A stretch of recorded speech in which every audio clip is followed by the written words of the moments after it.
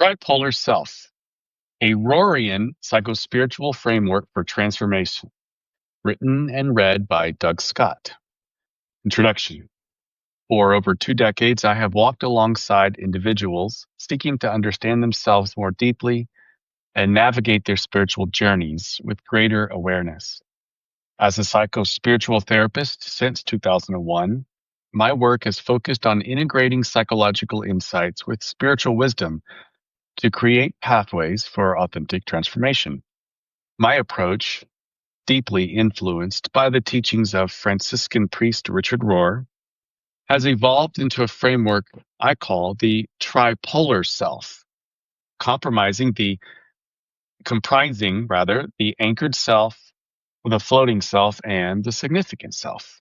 This framework builds upon and integrates Rohr's teaching on the true self, false self, with the perennial wisdom of the Law of Three, a pattern of transformation that appears across traditions. A brief bio. I grew up in Keller, Texas, and attended UNT, or the University of North Texas, where I studied both psychology and Spanish. During my sophomore year in college, I studied abroad at ETESM in Mexico, in Monterrey, Mexico. After UNT, I served as an international volunteer in Bluefields, Nicaragua, with the Capuchin Franciscans for 2 very formative years, from 1998 to 2000.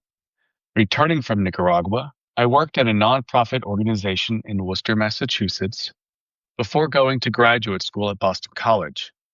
I graduated from BC in 2004 with a master's degree in clinical social work and a master's degree in pastoral ministry. Since 2001, I have worked as a mental health counselor to English and Spanish-speaking individuals, couples, and families.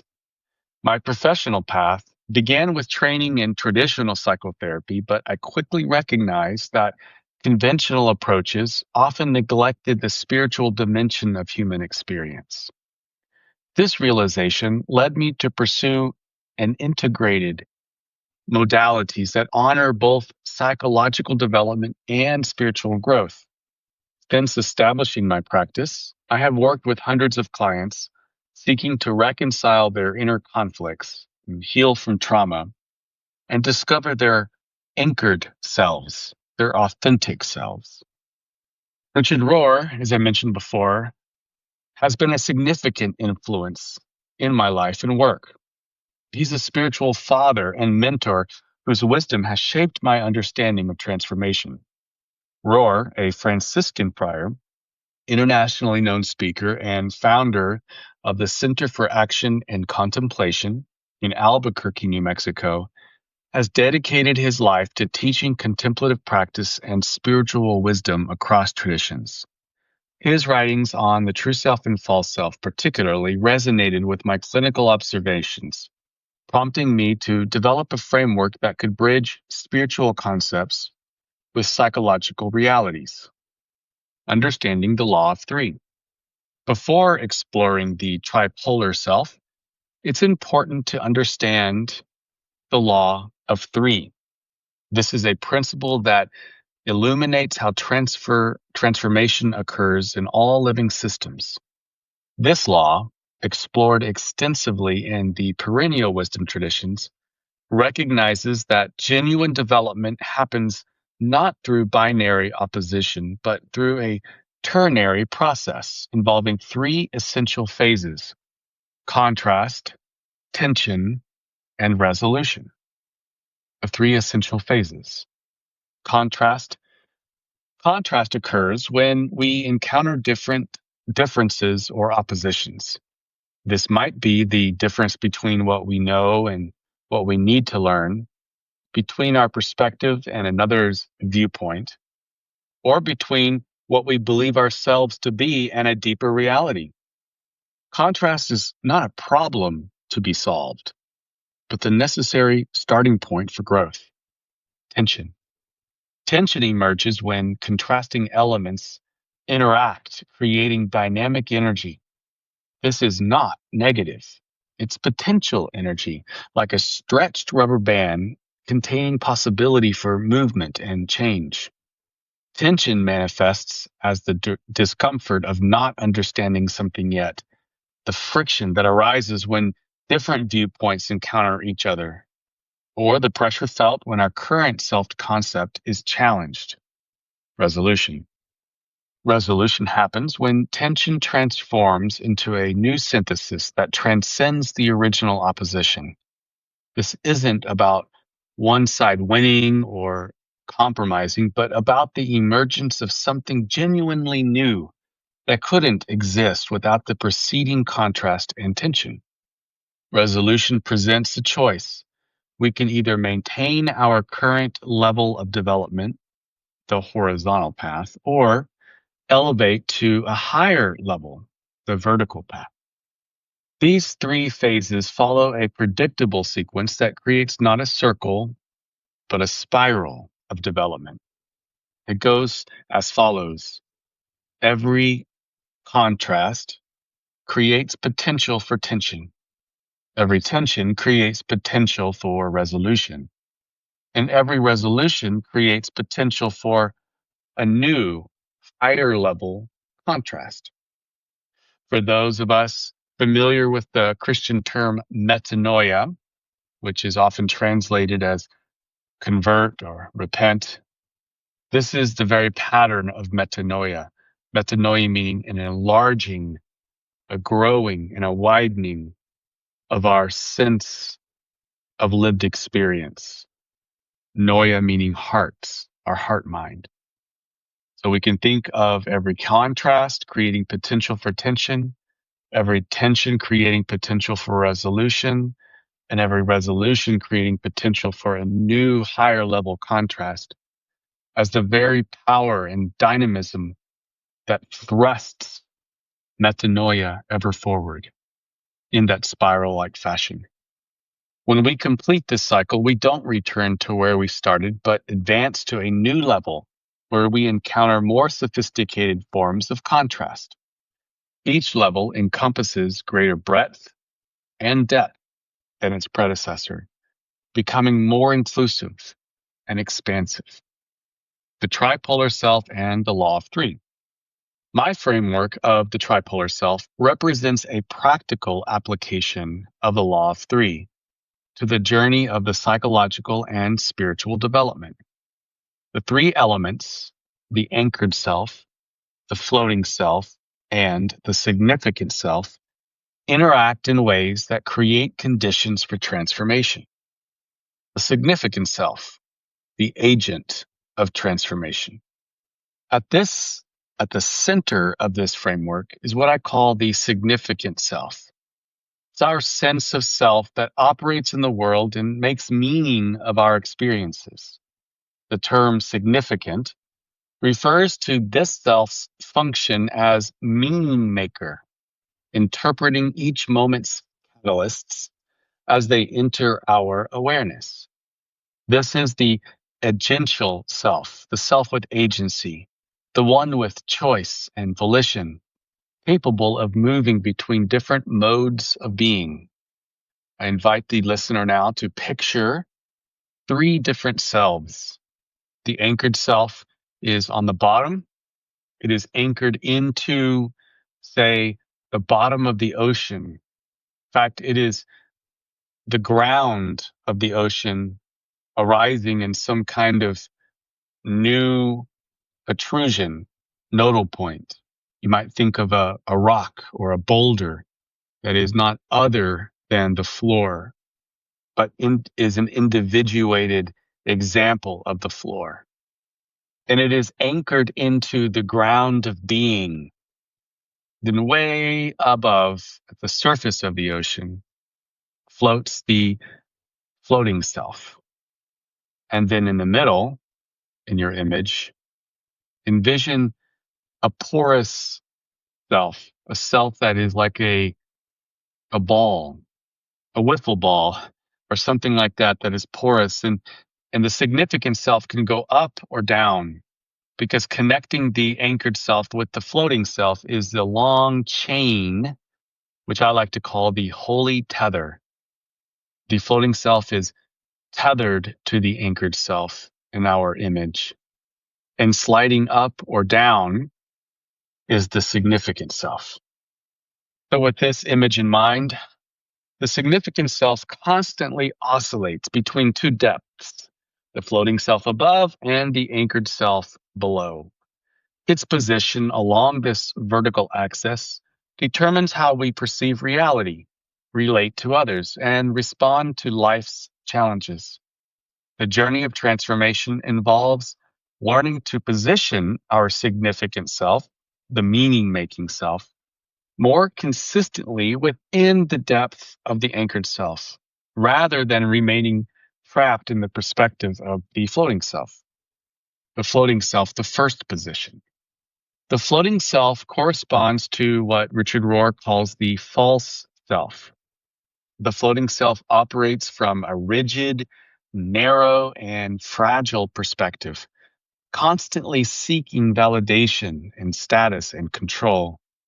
This self is preoccupied with appearances, achievements, and maintaining a carefully curated image.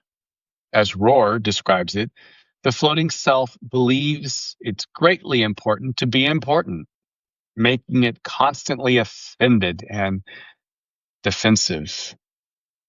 The floating self's ethos is transcend and exclude. It attempts to elevate itself by diminishing others, believing I'm better than you because I'm more spiritual, which inevitably leads to separation and othering other people. There is a sense of transcending a former worldview, arriving into a new advanced stage, and then excluding all former stages as less than. This self creates boundaries between us and them, constantly sorting people into categories of worthiness. As both the late Trappist, Father Thomas Keating, and Rohr have taught in various occasions, the floating self pursues power, prestige, and possessions in order to aggrandize social positioning for its own sake. The floating self is not bad nor evil, but it is very dangerous when we mistake our floating self for our anchored self. Most people live primarily from their floating self unless they develop awareness of this pattern. Interestingly, the floating self isn't something to eliminate. It belongs to our human experience and can even be utilized by the anchored self to accomplish good in the world. The problem isn't having a floating self, but being unconsciously identified with it. The anchored self, the third position. The anchored self represents what Rohr calls the true self, who we really are at our deepest levels, beneath all the identities and roles. I call it anchored because it's grounded in reality, the ground of being, rather than an illusion. It's connected to what Rohr might call the isness of you, the essential beingness which precedes all constructed identities is inside of you very deeply. The anchored self is anchored, as I said, in the ground of being, and in fact is the ground of being, come to an individuated nodal point. Living from the anchored self brings depth and freedom from egoic needs. From this place, life is no longer about me, but about doing good using whatever means are available without taking ownership of successes or failures in terms of identifying with them. Its ethos is include and transcend, incorporating all aspects of experience, including what we might consider imperfections, into a larger, more spacious understanding. The anchored self understands wholeness not as perfection without blemish, but as a reality that incorporates our shadow sides, our wounds, and our limitations. These perceived imperfections are honored because they become catalysts for growth. Transcending from this perspective involves including all of one's shadow side and also including others, allowing for transcendence through spaciousness rather than exclusion. The law of three in psychospiritual development. When we apply the law of three to the movement between the floating self and the anchored self, we can map the developmental process more clearly. Number one, contrast. The initial phase occurs when we recognize the disparity between our floating self, who we think we are, and glimpses of our anchored self, who we truly are.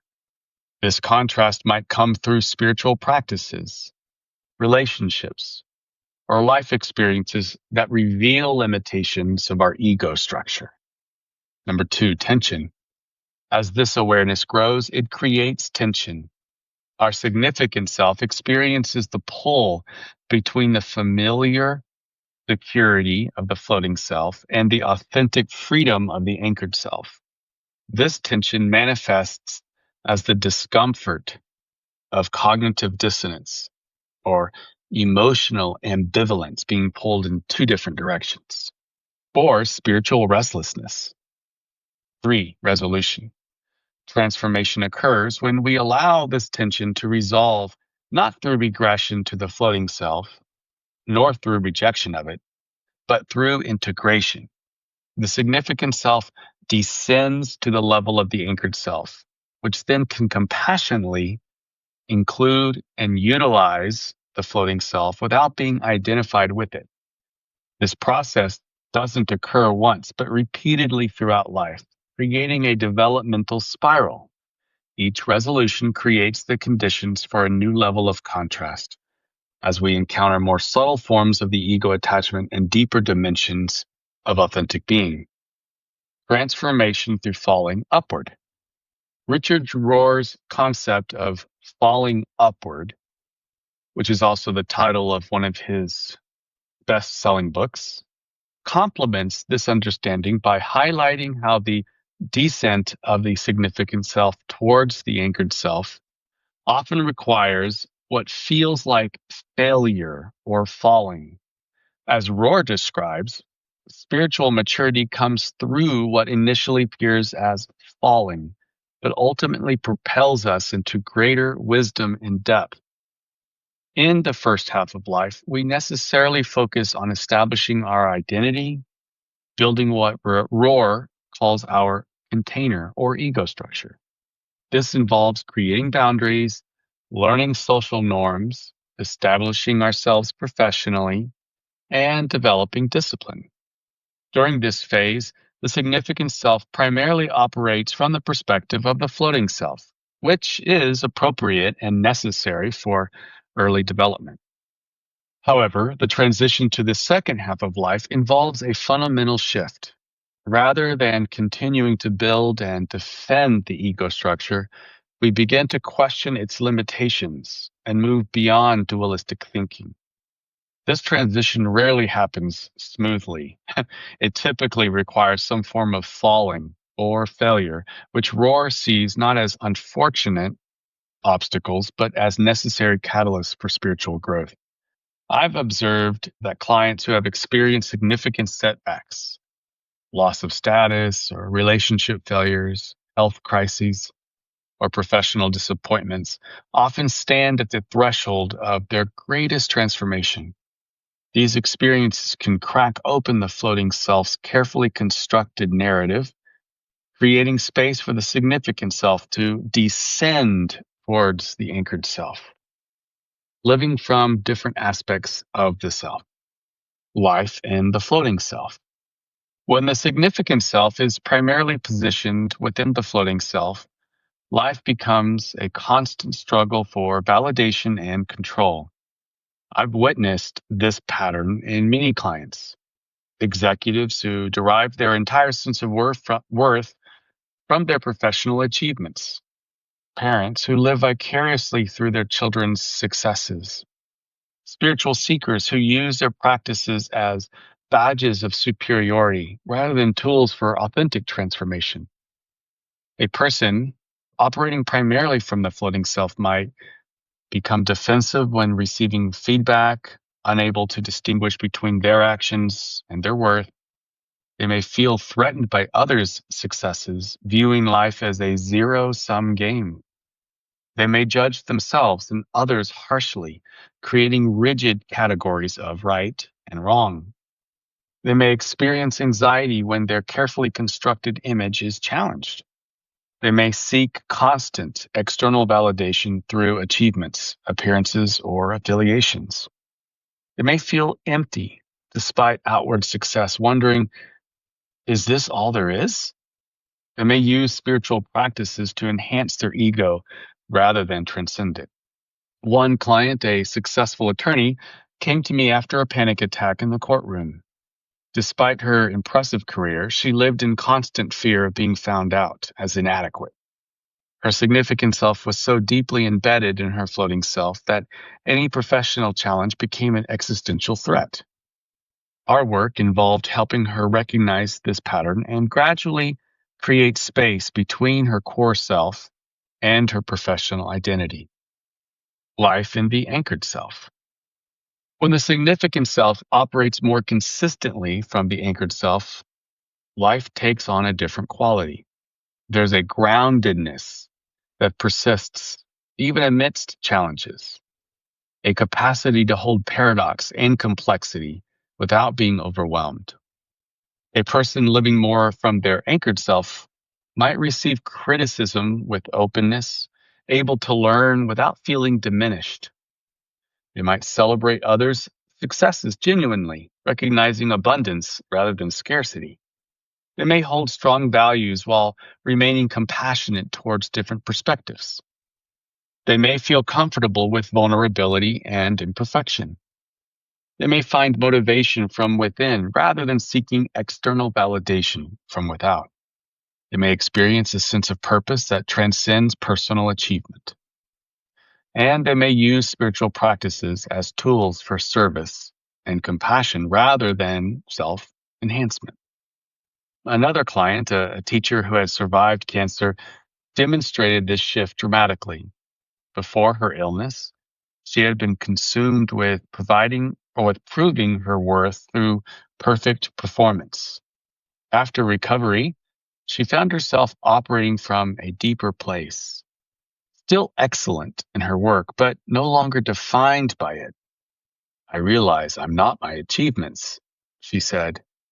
There's something more essential that cancer couldn't take away. Her significant self had found its home in the anchored self, allowing her to live with greater freedom and authenticity. The journey downward, great love, great suffering, and the law of three. The movement of the significant self from the floating self towards the anchored self follows the pattern of the law of three, requiring contrast, tension, and resolution. This developmental process is facilitated by what Rohr identifies as two great catalysts for transformation: great love and great suffering. The vulnerability of love and suffering. Great love and great suffering function as the primary catalysts for contrast and tension in our spiritual development. Great love reveals our fundamental interconnection with others, while great suffering exposes the limitations of our individual control. Both experiences challenge the floating self's illusion of separation and self sufficiency. When we truly love, we relinquish control, allowing ourselves to be seen, known, and affected by another. This vulnerability, this willing surrender of our defenses, creates an opening through which we can glimpse our anchored self. Similarly, when we suffer significant losses or disappointments, we encounter the limits of our control. The floating self, which operates on the illusion of autonomy, cannot integrate these experiences of powerlessness. Leonard Cohen captured this dynamic perfectly in his song Anthem when he wrote, "Ring the bells that still can ring. Forget your perfect offering. There is a crack in everything. That's how the light gets in." This insight that our wounds and failures become the very openings through which transformation enters reveals the paradoxical nature of spiritual growth. Our imperfections, our limitations, and suffering are not actually obstacles to overcome, but doorways through which we encounter and access deeper realities. The power of powerlessness. What makes both great love and great suffering so transformative is that they place us upon the crosses of our own powerlessness. When we truly love another person, we cannot control their response. When we face serious illness or loss, we cannot control the outcome. In these moments, the floating self, built on control and management of our image, has no answers. It falls apart. This falling apart, this experience of powerlessness, is precisely what initiates the tension phase of the Law of Three. In the space created by the floating self's inadequacy, we may discover the anchored self waiting beneath our constructed identity. This is the reconciling force in the Law of Three, neither clinging to control nor being destroyed by its absence, but discovering a deeper identity beyond both. How great love is a form of great suffering. Well, when we understand suffering as experiencing vulnerability in moments when we desire control but find ourselves powerless, we can see how great love is itself a form of great suffering. To love fully requires us to surrender our defenses, expose our hearts, and accept that we cannot manage the outcome. The floating self, which seeks safety through control, experiences this vulnerability as threatening. This explains why many people unconsciously limit their capacity to love, because love requires a willingness to suffer. To open ourselves fully to another person means accepting the possibility of rejection or disappointment or loss. The floating self seeks to avoid these risks, but the anchored self recognizes that the capacity to remain open despite uncertainty is precisely what gives life its depth and meaning. This is faith. I've observed that clients who embrace both love and suffering as teachers, rather than seeking love while avoiding suffering, make the most significant shifts in their sense of self. They learn to welcome vulnerability rather than defend against it. When we can stand in our powerlessness without needing to escape it, whether that powerlessness comes through love or through loss, we discover a strength that isn't based on control, but on connection. Connection to something deeper and more enduring than our constructed identity. Resolution, the transformation of the floating self. The resolution phase of the Law of Three involves not the elimination of the floating self, but its transformation. As our significant self aligns more consistently within the anchored self, we don't reject our constructed identity, but relate to it differently. The floating self becomes a tool rather than our identity, something we can use to do good in the world rather than something we are. This transformation follows the resolution process outlined in the Law of Three, at least according to my own speculation. Number one, accepting the contrast. Acknowledging the reality of the difference between our floating self and our anchored self without attempting to eliminate either. Number two, acknowledging the tension.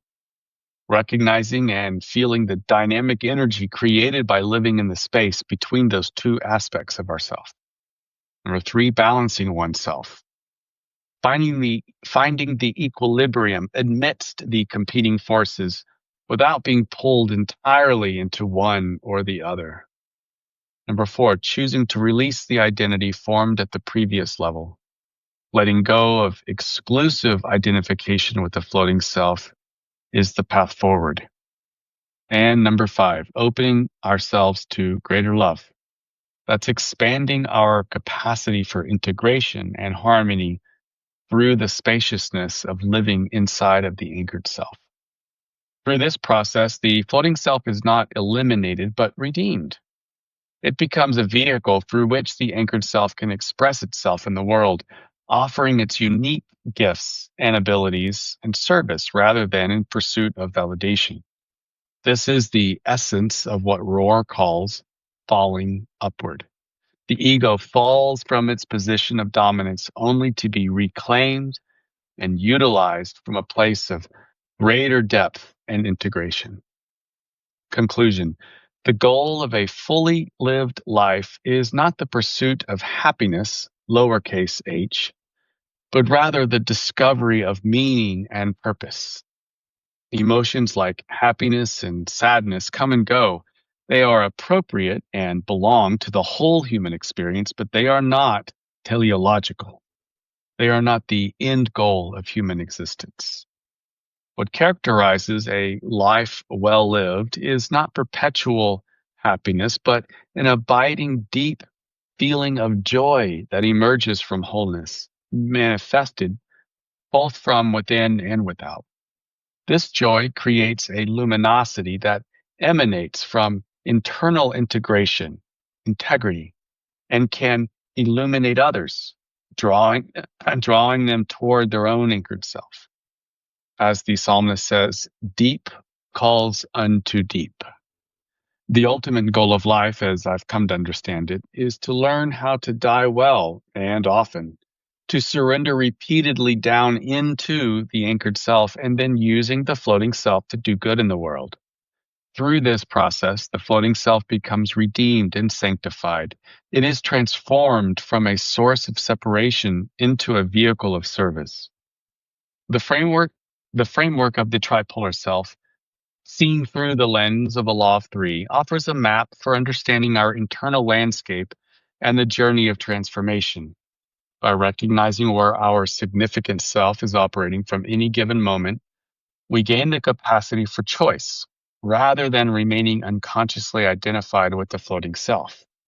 My work as a psychospiritual therapist involves helping clients recognize these patterns in themselves, develop self-compassion for their floating self's strategies of protection, and gradually learn to center their significant self in the depth and spaciousness of the anchored self. This journey isn't about achieving perfection, but about growing in awareness, authenticity, and love, through the ongoing spiral of contrast, tension, and resolution into higher order of contrast. As Richard Rohr states, within us is an inner natural dignity, an inherent worthiness that already knows and enjoys an immortal diamond waiting to be mined. I can say that my greatest privilege is accompanying others as they discover this diamond within themselves, this anchored self, and learn to live from that place of wholeness and freedom and love. Amen.